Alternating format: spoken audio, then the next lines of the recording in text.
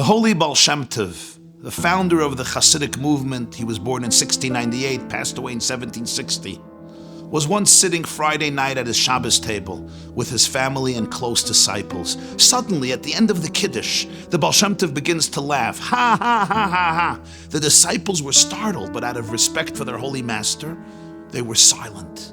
They begin the Shabbos dinner, they make the hamotzi, they give the Baal Shem Tov the fish, he tastes the fish, and then, ha, ha, ha, ha, ha, he's laughing and laughing, kvelling from joy. The disciples again are astounded.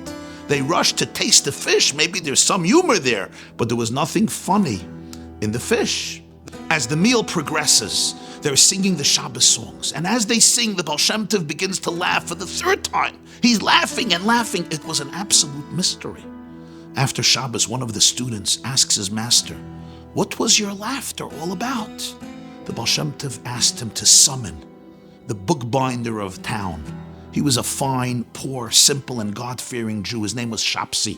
When Shapsi arrives, the Baal Shem Tov gathers his students, and he asks the bookbinder to share with all of them what transpired at his home during the Friday night meal. Shapsi blushed. He felt very uncomfortable, but the Baal Shem Tov reassured him, so he shared the story. For years, Shapsi was struggling to earn a livelihood. Life in 18th century Ukraine was not easy. It's still not easy in 2022. But he always saved up some extra rubles to be able to afford a beautiful festive Shabbos dinner for the holy day. Shabbos, an island in time, a transcendental oasis, was his cherished day, and he wanted to celebrate it with full tranquility and joy. But this past week, due to the heavy snows, there was no business. Nobody came to bind any books. Friday morning, he realized he didn't even have a single ruble to give to his wife to purchase food for Shabbos. There would be no candles burning, no wine, no challah, no vegetables, no fish, meat, fruits, or dessert. Sadness set into his heart. So he went to the synagogue, and he stayed there all Friday day, reciting psalms and studying the weekly Torah portion. Friday night after the services, he came home expecting to find it empty and dark. To his amazement, the house was lit up with glowing candles. The table was decorated with the most exquisite of foods. His wife explained to him that when she saw the pain in his eyes, that he would not be able to celebrate the holy day as he always did, she felt she has to find a solution. So she searched, and she discovered an old coat of hers that had golden buttons.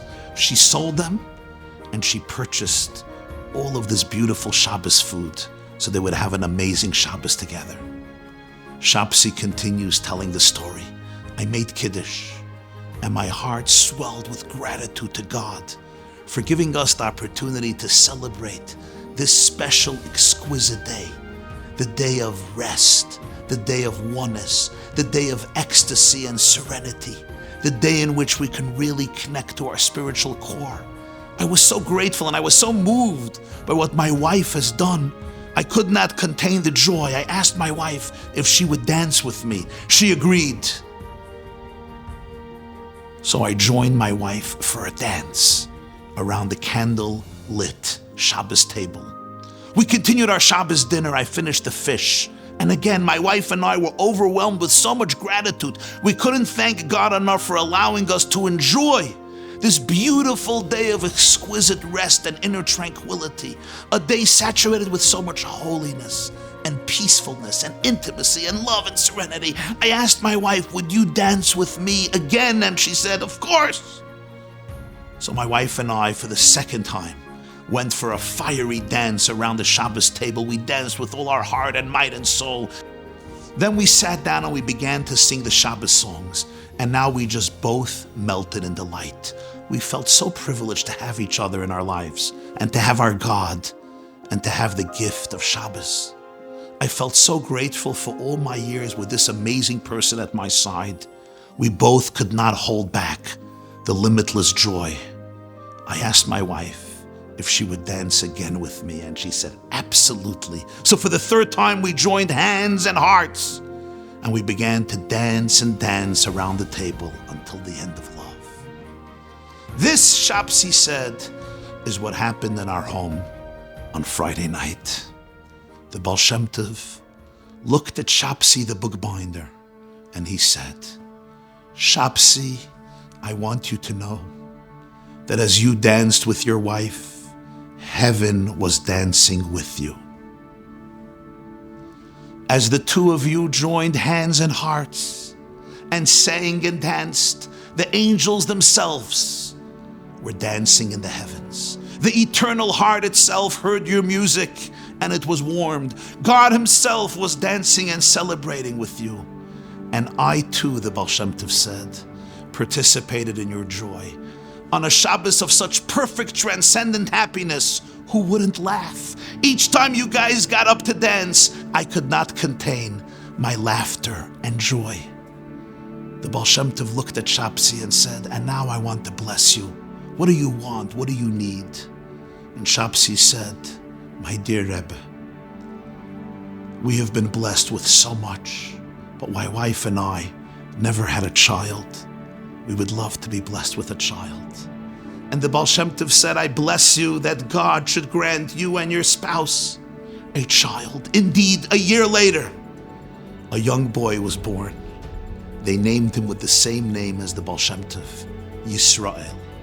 He grew up to become one of the greatest spiritual luminaries of Polish Jewry, known as the Koznitzer Maggid, one of the great Hasidic masters, the author of a work, Avodas Yisrael.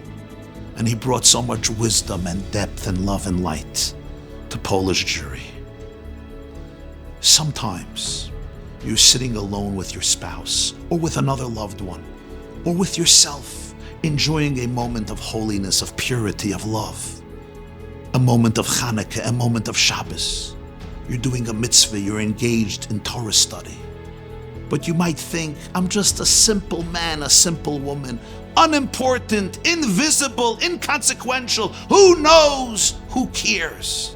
But as you kindle your flame of holiness in this world and you dance with your blazing heart, remember, heaven is dancing with you and the tzaddik laughs along. Happy Chanukah.